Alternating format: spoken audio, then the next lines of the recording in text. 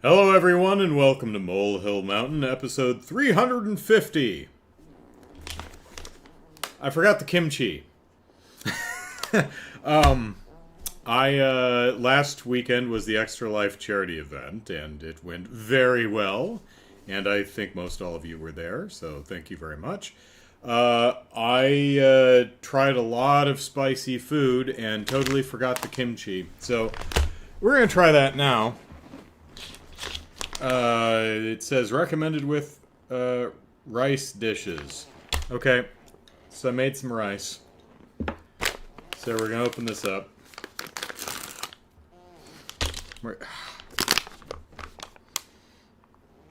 Gah!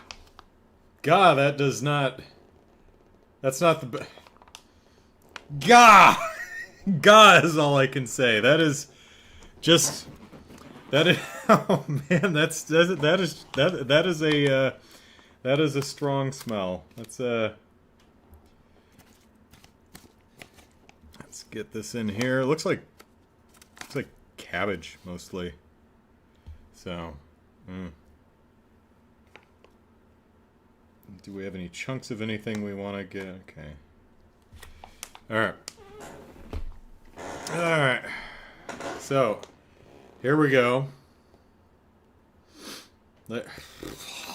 Man, that is not a smell I'm enjoying.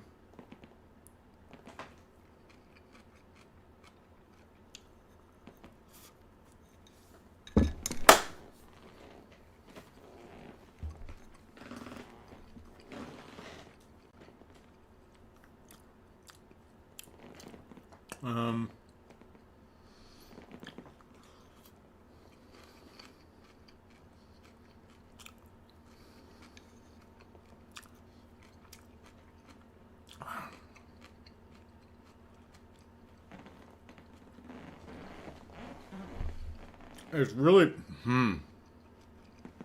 it's really sharp, like, briny, like a pickle juice. It tastes like, it's, yeah, it seems to be mostly, just, cabbage and, like, red peppers. It's alright. What actually is this? Garlic, green, spicy red pepper. Cabbage. Cabbage, mustard greens, apple.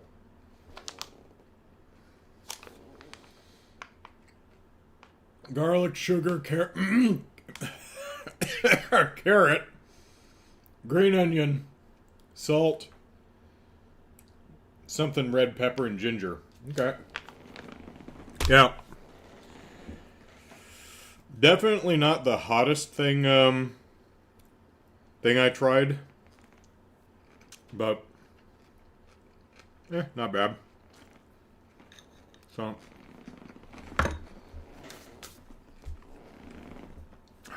definitely has a red pepper,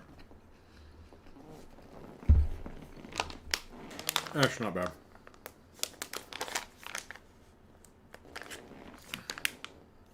Fermented?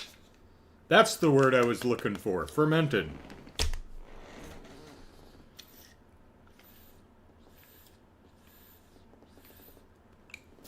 Okay. There we go.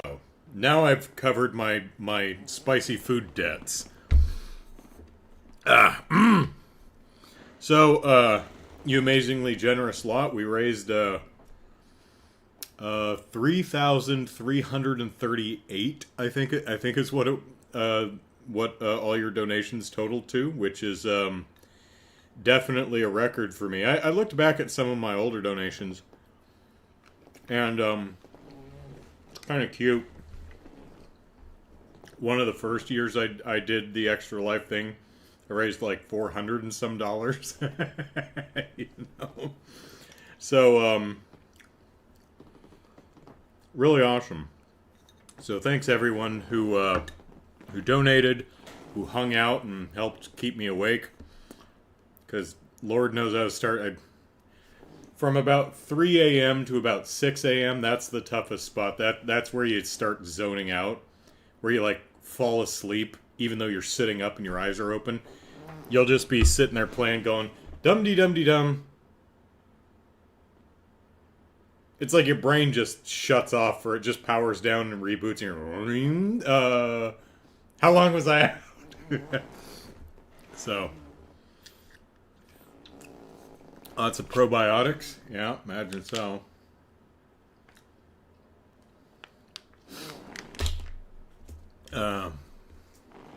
Oh, live and raw probiotics. Yeah. So, Chaos, hello. Matthew recommends the Apothecary Diaries, a hidden gem of the current anime season. Okay.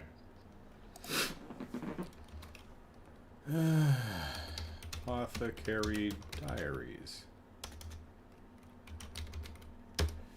Oh, pardon me. Freer. Yeah, that's one I heard of. It sounded interesting. I wanted to check out.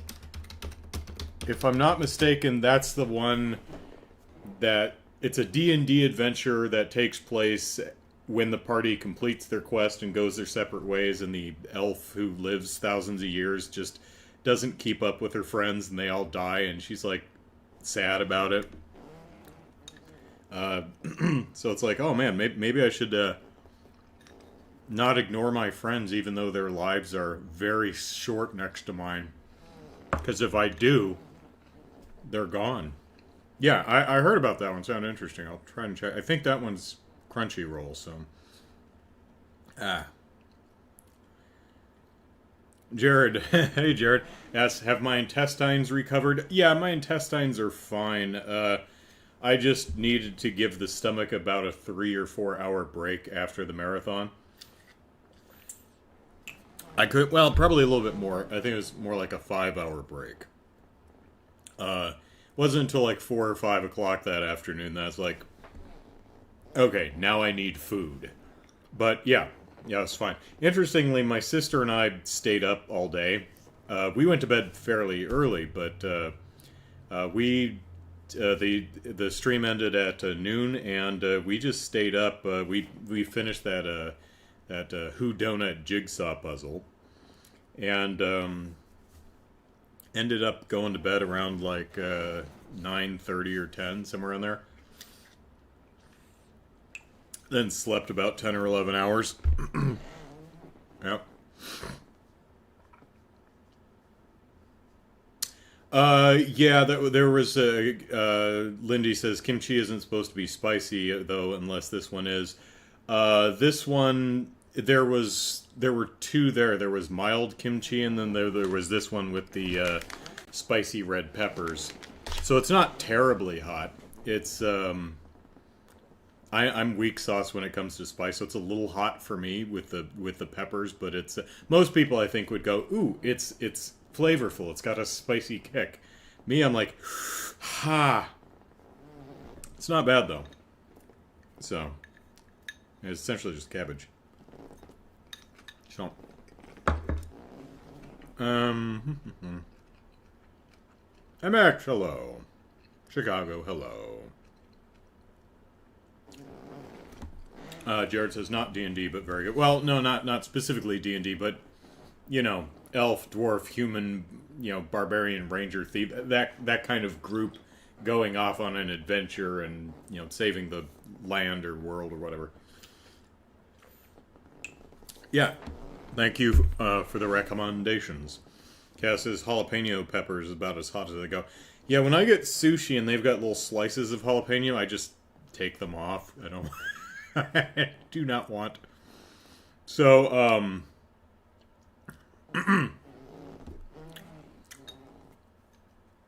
So, yeah,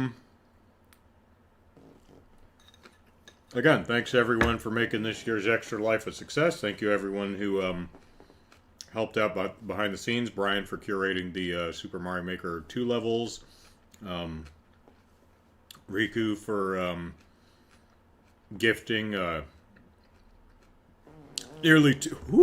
nearly 2/3 of the spicy foods. Lindy, of course, for offering her talents for the art raffle. Lindy says jalapeno on sushi. Yeah, some of the rolls have just a thin slice of jalapeno on them. Chicago says, are there any of the spicy snacks that you will eat again, or are they all a hard pass?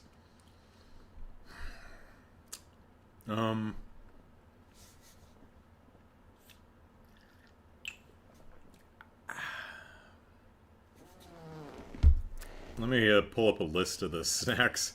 None of them stick out as ones that I really want again, but there were some that were okay.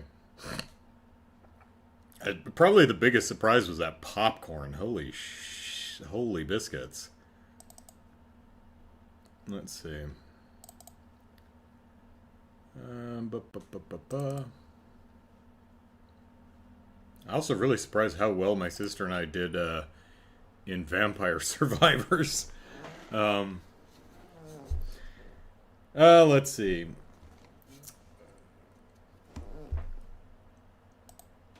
That, you know what, that ramen, hot as it was actually pretty good. It was really tasty. It was too damn hot for me, but it was I mean, that was,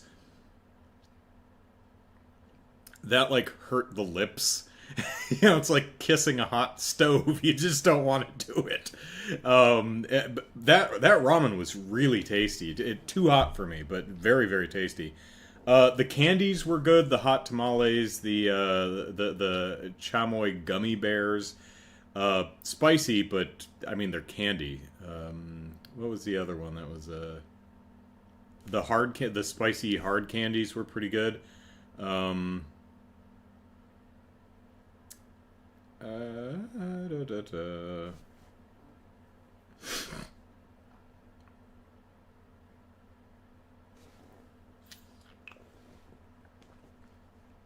You know what? Surprisingly, my ice cream was pretty tasty.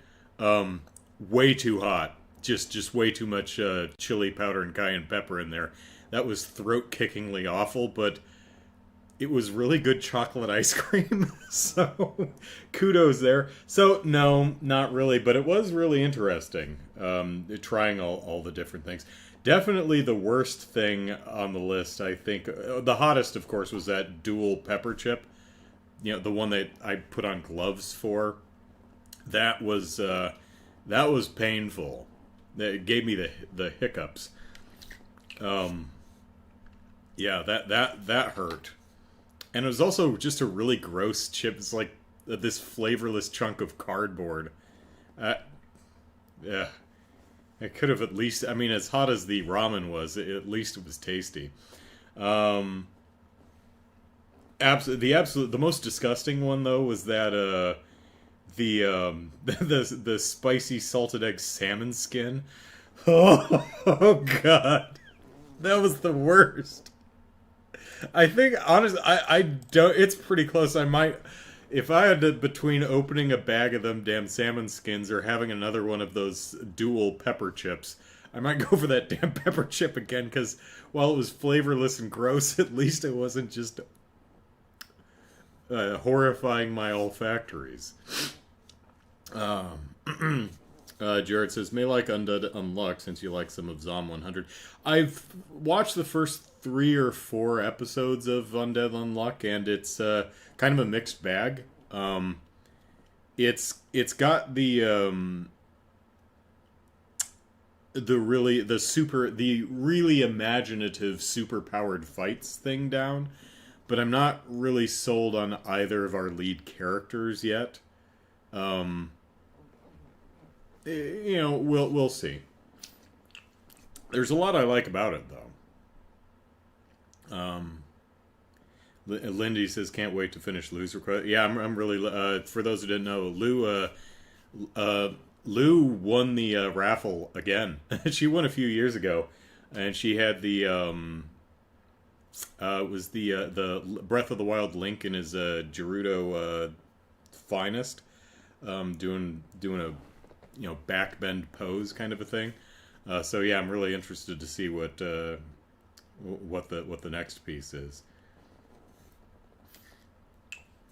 Matthew likes spicy food. Lindy says, as an Asian, especially Southeast Asian, I am disappointed when it comes to spicy food. I imagine if Lindy were here eating trying the same snacks and stuff that my sister and I were trying, she'd probably be like, this is mild. What are you talking about? Y'all are lame.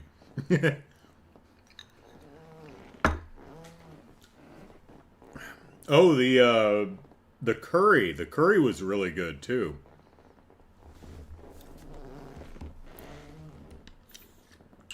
All right, let's talk The Legend of Zelda.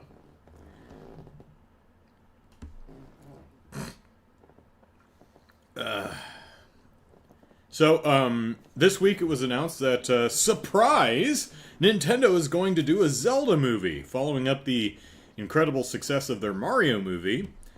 Somehow everyone was surprised that they're making a Zelda movie, and I snarked on that a bit on Twitter as politely as I could. I said, yes, Nintendo's making a Zelda movie.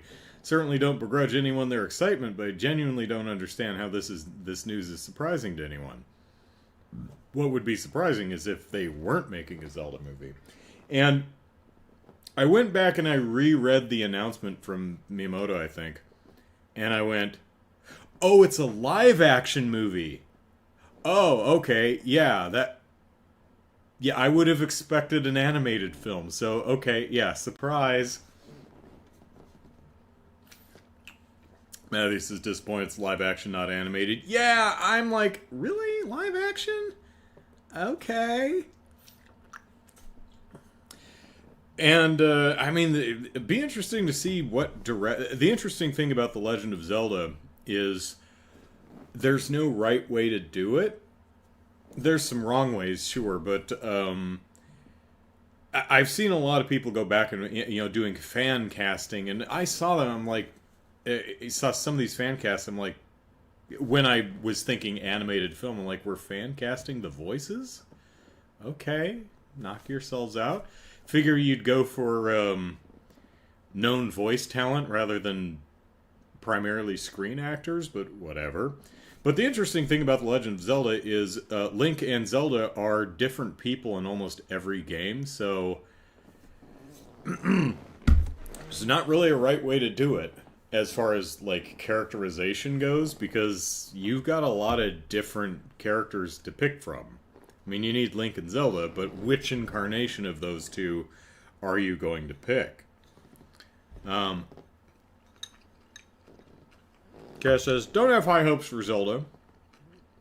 The more I read about the people involved, the worse it got. Yeah.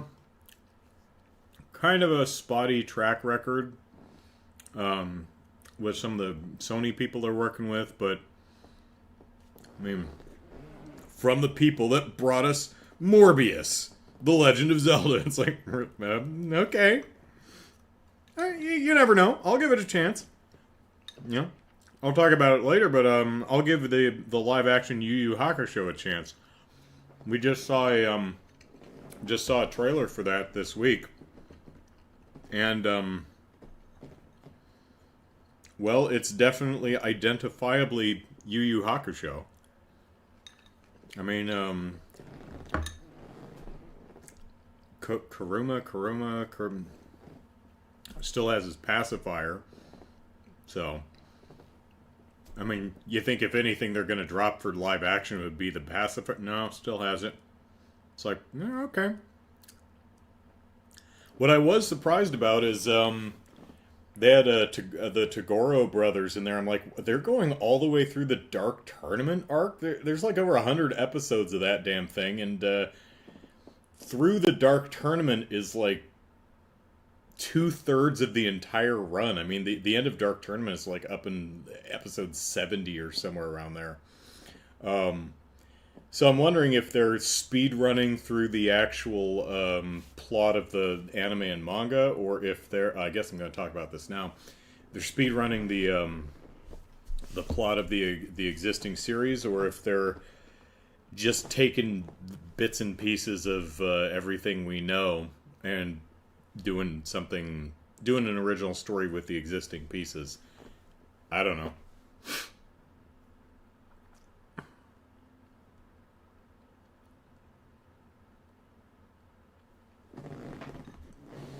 Oh yeah, I think the guy who directed The Maze Runner or something, or Divergent, or one of those rash of YA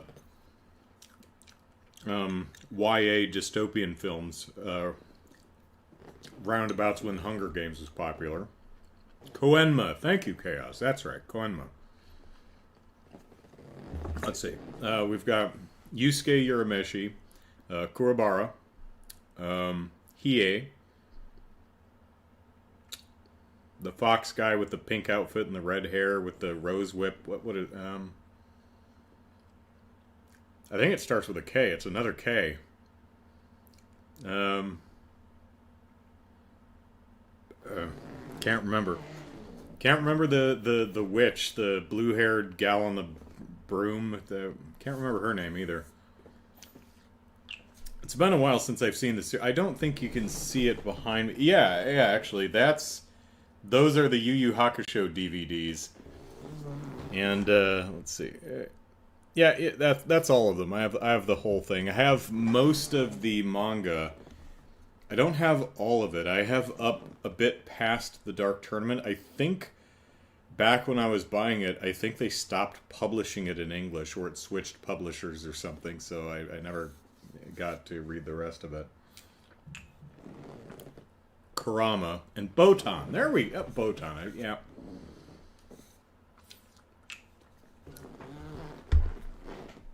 One of the interesting things about Yu Yu Hakusho is this show, it's English localization, which is pretty good. They also localized the opening and ending songs, like Smile Bomb and some of the others, and they did a really nice job with it.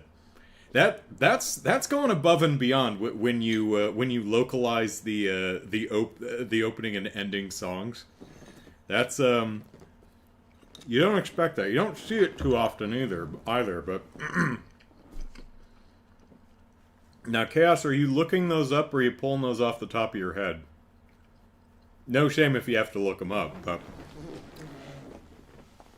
yeah, I always tease friends of mine that, especially DBZ fans, I always like to describe Yu Yu Hakusho. I'm like, well, it's like Dragon Ball Z, except it doesn't completely suck by every conceivable metric. You're going by memory? Well done. Wow.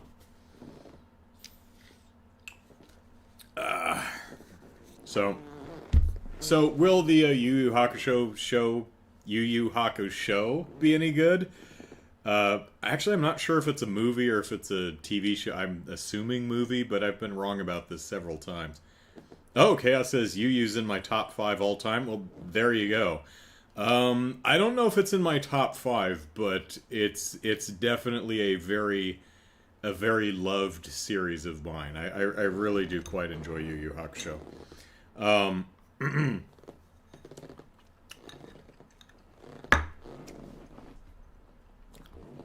Yeah, nothing else to say. Back to Zelda. Oh, it's a series? So the Yu Yu Hakusho live action is going to be a series, huh? Okay, well that, depending on how long it is, that gives them a lot more time to get up to the Dark Tournament arc.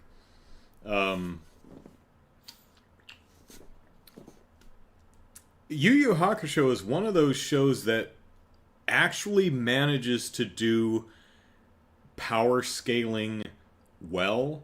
A lot of these types of shows where you have someone punch another dude in the face, and then you find another stronger dude to punch in the face, so they go ha and level up, and then punch them real hard, and then there's another dude who's even stronger, so they have to ha. You know, it gets absurd. Dragon Ball Z, to its credit, leans into that absurdity. But Yu Yu Hakusho at least knew where to stop. It's like, okay, you don't get more part. This is just it. Yu Yu Hakusho knew to stop at some point, but for the 112 episodes or whatever it is that it runs, it actually does the power scaling in a way that's not distractingly absurd, but also feeds into the drama, which which works pretty well. For example, past you get through almost half of the Dark Tournament is almost half of the entire run of that series. That's the bulk of the center of the series right there. So our hero has to take out Toguro, who is like the most powerful, basically the Hulk. It literally hulks up. You know, a guy who's like, you know, his whole deal is before he kills you, if he respects you, he's like, I will respect you with 30% of my power, which is enough to like punch a building in half or something like that. So he's just, you know, he's just looking for someone that he can go 100% with. So you get through the Dark Tournament arc, and Yusuke and our heroes, of course, defeat Toguro. And you start the next arc of the series, and Koenma goes up to them and is like, okay, so there's some really powerful bad nasties coming in through the veil from the spirit world. And Yusuke and team are like, well, I mean, we just beat Toguro, so how bad could this be? And he's like, no, you don't understand. See, we have a net that holds the really bad stuff. You know how tuna can't get through a net because they're big fish, but, you know, smaller fish can get through the holes? It's kind of how the net works. Keeps all the, you know, the S ranks out, right? And it's like, okay, well, what level's Toguro? And they're like, Toguro's a B. And you're like, oh, shit. If Toguro's a B, oh, man, there's some monstrous crap out there. Holy biscuits. So it's definitely not a show for everyone. But I quite like it. Which is not to say the show isn't silly. It is. But it's also fun. It's very earnest. It's what makes characters like Yusuke and Kuwabara so compelling. Because they genuinely are dipshit kids, but they're so earnest and committed to their individual sense of right and wrong and honor. It's just fun watching them. Chaos says, as Koenma puts it, some S-rank demons are shopping mall sized. I don't remember that line, but I do remember the bit where it's revealed that Togoro's a B rank, who is this unfathomable power for half of the damn series. We're talking like 40 episodes. We finally... I think the last fight between Yusuke and Toguro is like 4 or 5 episodes. And it's not like that Dragon Ball crap where they just face each other and go, ha, for literally 22 minutes per episode. It's actually just a really long drag-out fight. And then you find out, oh no, he's just a B rank. Yeah, you guys have no shot at the world is doomed if an S rank, you know, breaks through the net and gets through here. So, yeah, fun stuff. But anyway, Zelda live action. Yeah, no idea. I mean, what do you do? I don't know. Do Willow. I liked Willow. I mean, you already had the princess and her bodyguard swords person. That was a fun dynamic. You can do that. That worked. And they should bring back Willow, because I liked Willow. I particularly liked the completely anachronistic, out of place ending music with each episode. In the first 2 or 3 episodes, I was like, "Oh my god, what are you doing?" And then I started to love it. It's like my favorite. I'm like, what completely out of place, anachronistic damn song are they going to close out this episode with? It's the Beach Boys. Whee!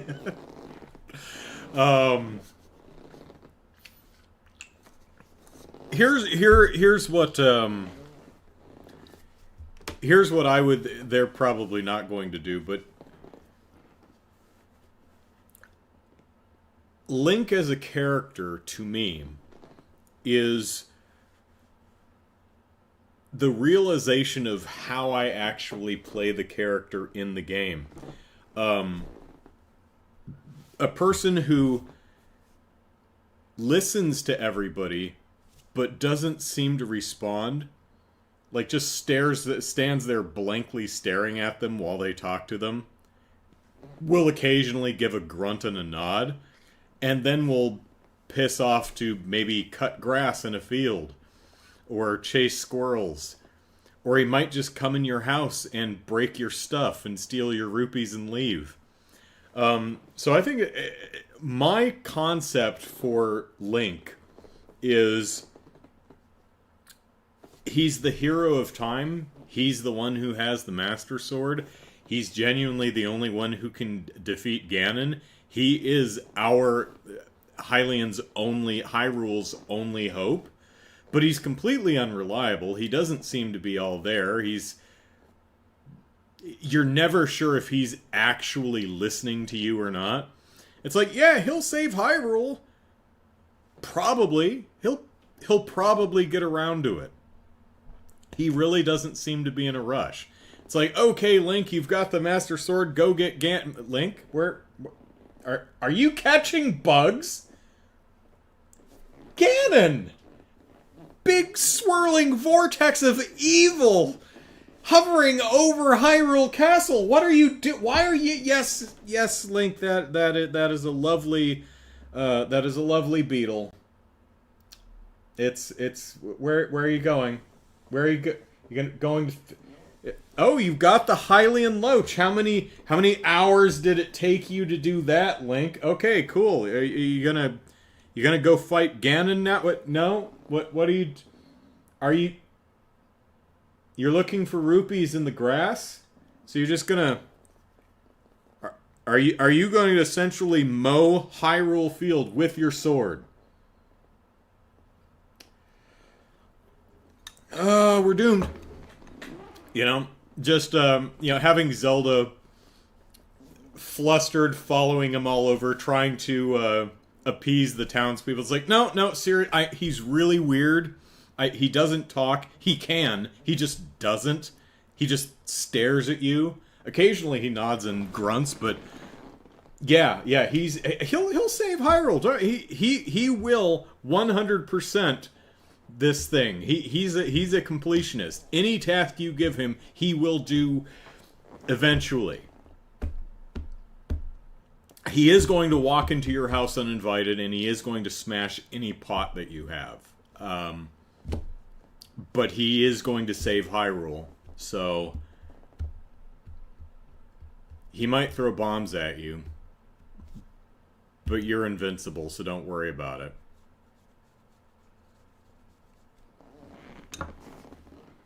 Oh, don't look at what he's doing to the Koroks. That doesn't matter. It's I know what it looks like. It's a fun game they're playing. Honestly, he's a hero. Everyone loves Link. You could do it like that, or you could do it like everyone is just gung-ho for Link, and Zelda's the only one who looks at his behavior and just thinks it's the oddest shit ever. It's like, why does no one see what I see? What? Are we sure we have to rely on this guy? Because the Master Sword is not like Mjolnir. I can pick the damn thing up and go stab Ganon in the face. I know the prophecy doesn't say that, but I mean, come on. I can shoot light out of my hands. He went fishing again. He's climbing trees and mountains and shooting arrows at birds and squirrels. He's been cooking all day, and I think he made some poison. I wouldn't eat any of that. Let's see. Chaos says most fan casts for Zelda are picking people in their 30s. I'm going Link and Zelda are usually portrayed as kids or teens. Twilight Princess Zelda maybe. Yeah, in the games they're usually either children or teens, maybe young 20s. I don't think that'd be fun if they did Old Man Link. Or if they did a modern day Hyrule with buildings and cars and stuff. Change it up a bit. I don't really have any strong feelings about actors portraying Link or Zelda. I mean, their looks have changed game to game. Doesn't really matter. Really, the only thing that pointy ears. They need to have pointy ears. Link should probably be somewhat androgynous. That seems to be one of the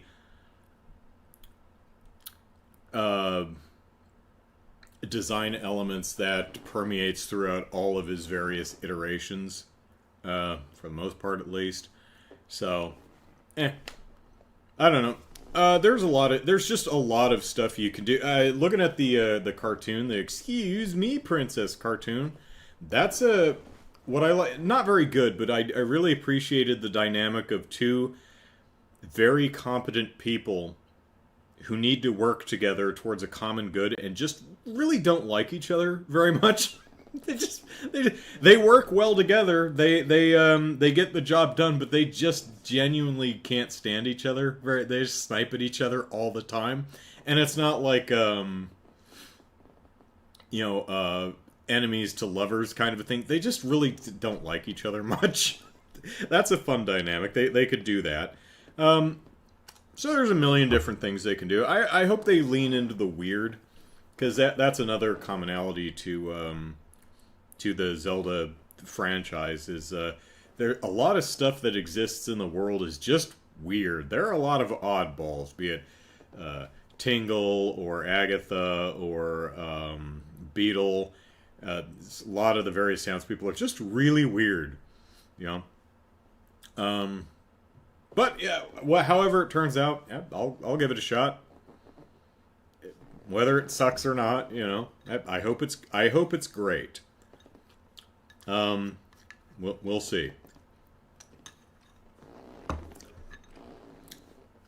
No, she can't. Sword works like Excalibur. Well, it's usually stuck in like a plinth or a rock or something, and Link is the only one who can pull it out. But once he pulls it out, I don't recall anything about he's the only one who can wield it. He's just the only one who can go get it. That may actually not be the case. It may be the case that only he can wield it. I'm not terribly into the Zelda lore. But, whatever. I'm mainly just goofing anyway.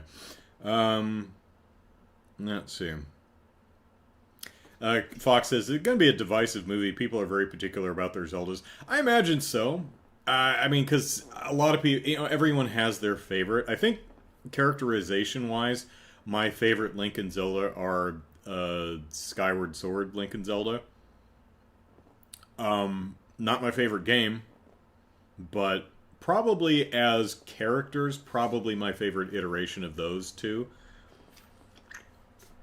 Some people are gonna. I like the Twilight Princess Link, or I like this Link or that Link. The Breath of the Wild Link.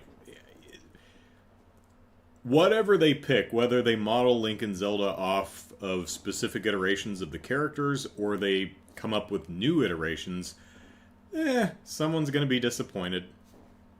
So I'm not really terribly invested on which iteration of the characters they go with. I just hope the movie's good. Jared says, what about a voice? What dialect do you think he needs? I think I've long said that I think it's pretty clear that Link does talk, at least in most of the games. A lot of times you'll see him, the camera will like pull back so you can't hear, and you'll see him gesturing as he's explaining stuff. So Link can talk, you just rarely ever hear his voice beyond hyahs and stuff. But I always thought it would be fun if they made Link mute for some reason, be it hard of hearing or something. Um, and just have, that gives an excuse to do Navi or Fee or whoever, some companion character who's the intermediary, because, he communicates in HSL, Hyrule Sign Language. That could be cool. But they'll probably just have him talk like, they had Mario talk. Mario doesn't speak much in the games beyond wahoos, but in the movie they just gave him a voice and let him talk. They'll probably do the same thing with Link in the film.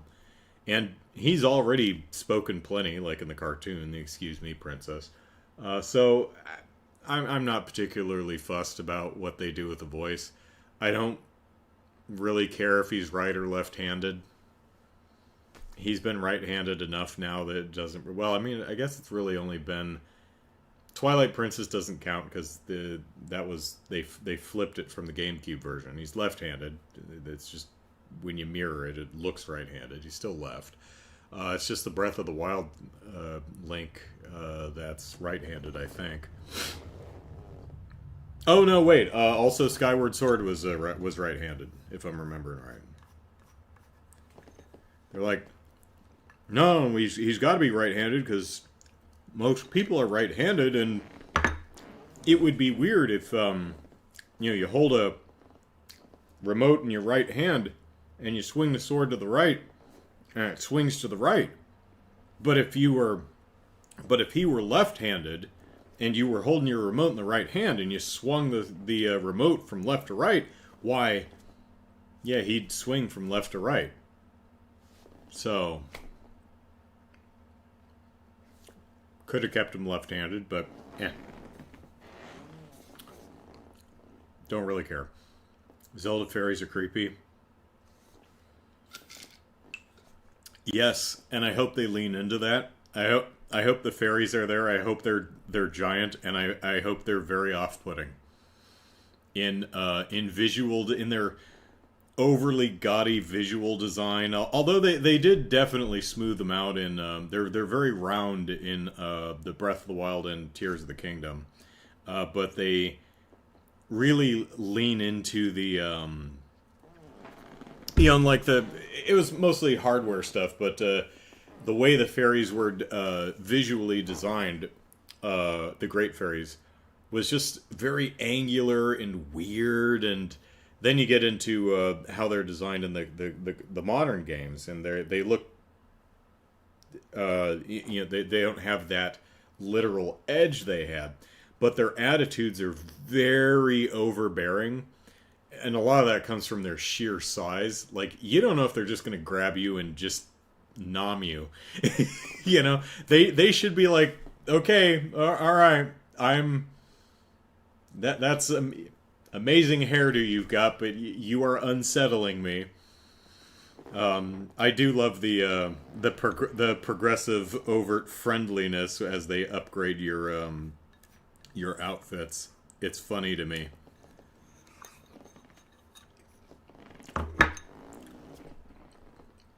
So yeah, I'm hoping for giant, creepy, great fairies who are just unsettling enough that you just don't know what they're gonna do.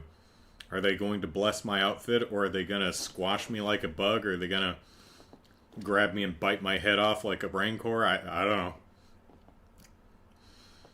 know. Chaos says, I question whether Zelda can be done properly in a 90 to 120 minute movie. Probably needs a Lord of the Rings fantasy epic treatment. It's true, because all the games, unless I'm thinking, are just really long adventures. So, what do you do to do a 2-hour story? Do you just do part of an adventure and leave the rest to sequels? I don't know. It's a good question. How do you boil down an adventure that's at least 40 hours into a 2-hour movie? I mean, granted, a lot of the faffing about, having to physically travel from point A to point B helps to reduce that, but,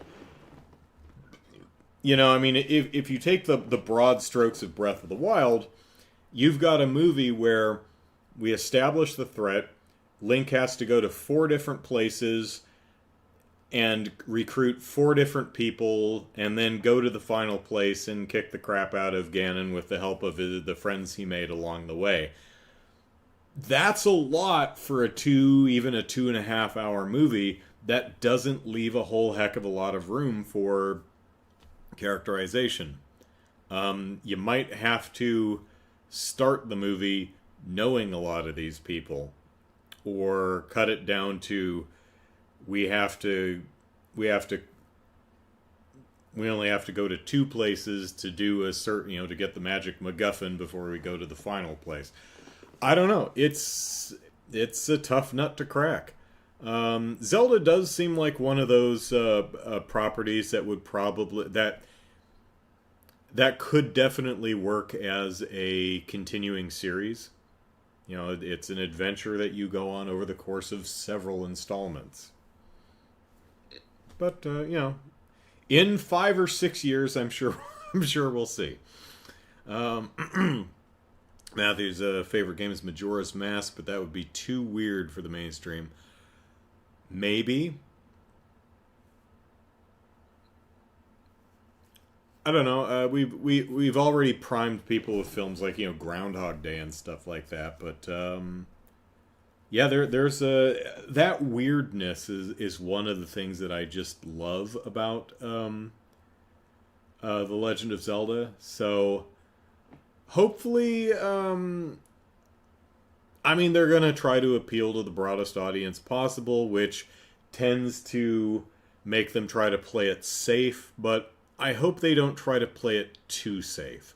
I hope they embrace the property, lean into the weird, because these games, they can be very weird, and I want to see some of that. So, even if they, says Lindy, even if they make a 3-hour Zelda movie, I'm sure fans won't complain. True. He needs to. I imagine he will say "Excuse me, princess" at least once. Maybe not in the same... Excuse me, princess. Probably won't see... It'll probably be like, oh, excuse me, princess. Something like, he said the thing! Do you have a wanted preference for the type of Hyrule from the games for the movie?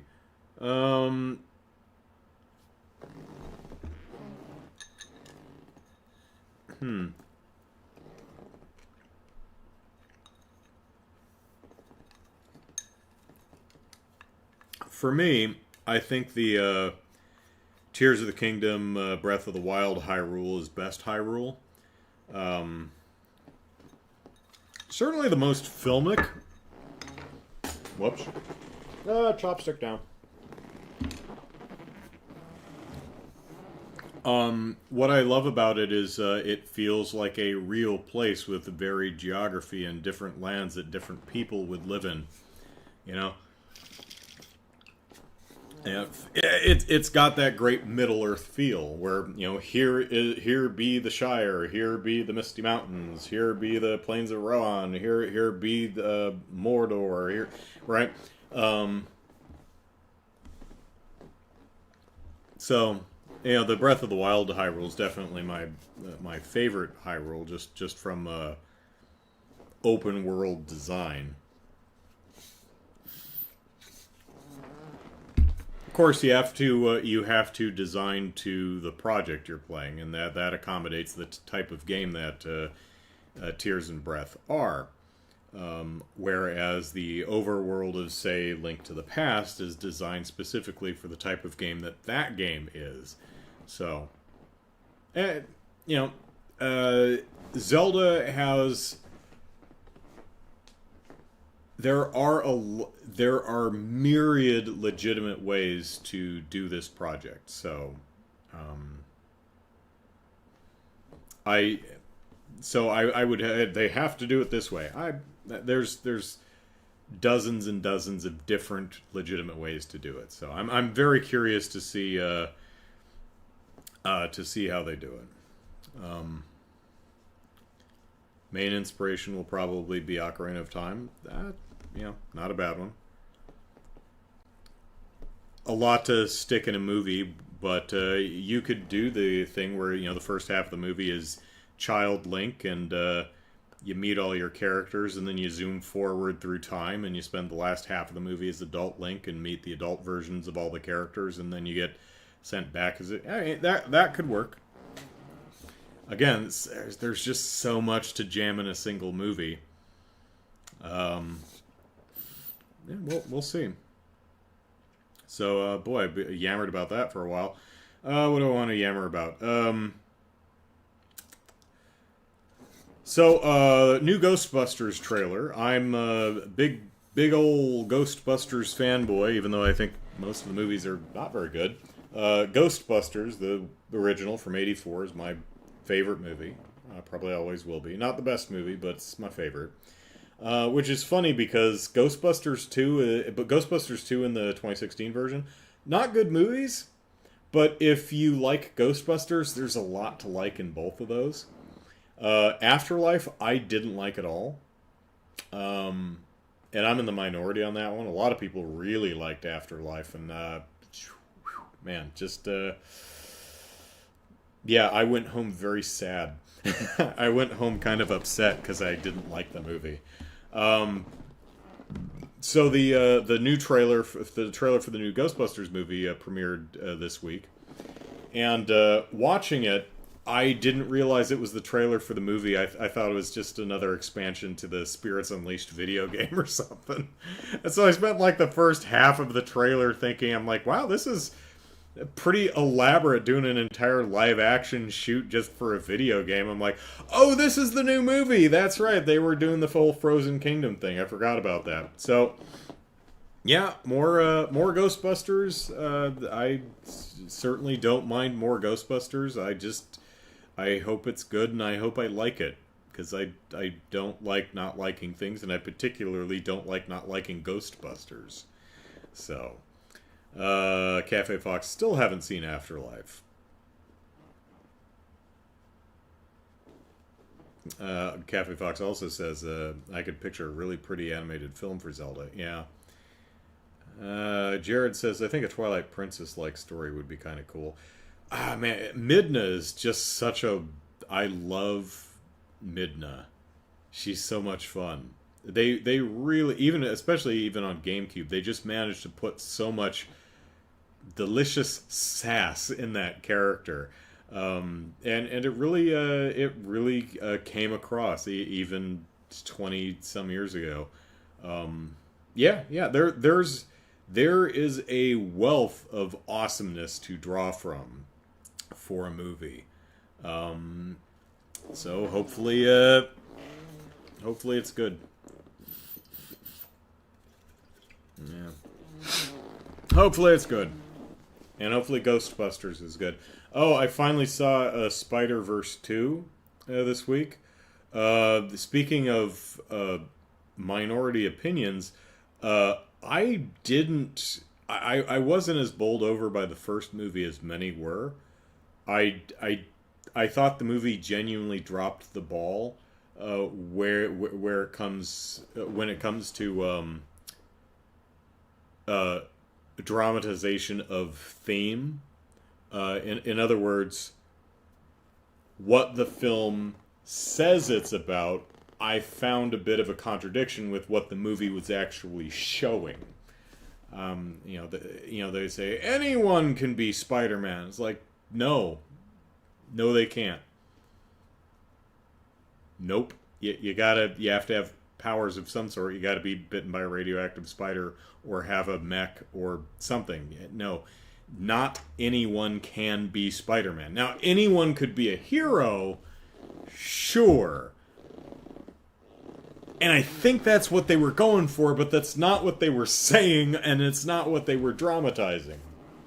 And also the whole leap of faith thing, it's just a leap of faith. You have to, it's like, yeah, but he already did multiple times. This dramatically doesn't make any sense because he's already accomplished that. It's a very pretty movie. It's a lot of fun. There's a lot I like about it, but I just, as a film, it just did not work for me. So I watched Spider-Verse 2 this week, And wow, excellent film, very very good. Definitely did everything that I did correctly. Everything I had a problem with in the first film was done correctly to my eyes in this one. It dramatized its themes properly. Um, yeah, gorgeous, gorgeous film too. I still do not care for the soundtrack that they use in these movies. That's just personal taste. The score's fine. Score is fine, but the soundtrack, I don't like most of the songs. I they just not all of them, but most of them. I'm like I yeah, don't want to listen to this song. It's taking me right out of the movie. I no sir, I don't like it. Um, Gorgeous film. They also do a much better job. I mean, they did an interesting job within the first film, but the second film is damn near a masterclass in utilizing the film's aesthetic to communicate tone and emotion. There's a bit of that in the first film, but the first film is, to me, a lot more, doesn't this look neat? And less, it looks this way for a very specific reason to communicate certain things. And not a bad thing, just a missed opportunity, but the second film really picks up that slack and runs with it. Does a really wonderful job of actually using the aesthetic and the look to communicate character emotion and the tone of the scene and stuff like that. So I really liked it, and looking forward to the next Spider-Verse, because this one was they did a, yeah, it's a two-parter. So Beyond the Spider-Verse should be out in the next few years, I guess. Hopefully they don't destroy their animators like some reporting showed they did with this film. I'll wait. I'll wait several years. No need to kill your animators. It's just a movie. I'm looking forward to it. Yeah, but please don't kill your animators. Um, let's see, what else are we doing? Oh, I was pleased to see that they're making a Camp Cretaceous sequel series. I love Jurassic World Camp Cretaceous, unironically. The first season is bad, but it's bad in a genuinely fascinating way, which is why I watched the whole thing, because it's not hate watching. It was just kind of, I was dumbfounded watching just how they managed to make all these genuinely wrong choices about everything, and that was almost significantly less of a problem in season two and on. I think they did 4 or 5 seasons. And it ended up really working. It tied into the main films fine, and the characters were all just really likable, and the adventures they went on were fun and imaginative. It's just a shame that it never feels like anyone's in real danger. I mean, none of the kids are going to get it. You don't believe, although they do kill off one of the kids and they leave him dead for a couple of episodes, and that's ballsy. I didn't believe it for a minute, but I bet there are some young kids that were like, "Oh my gosh, they killed Ben," or whatever his name was. And the kids all have arcs. It's actually pretty well conceived. It's a fun show. Even the first season, which is bad. Objectively bad. It does so many things just objectively wrong. just from just from like a staging perspective,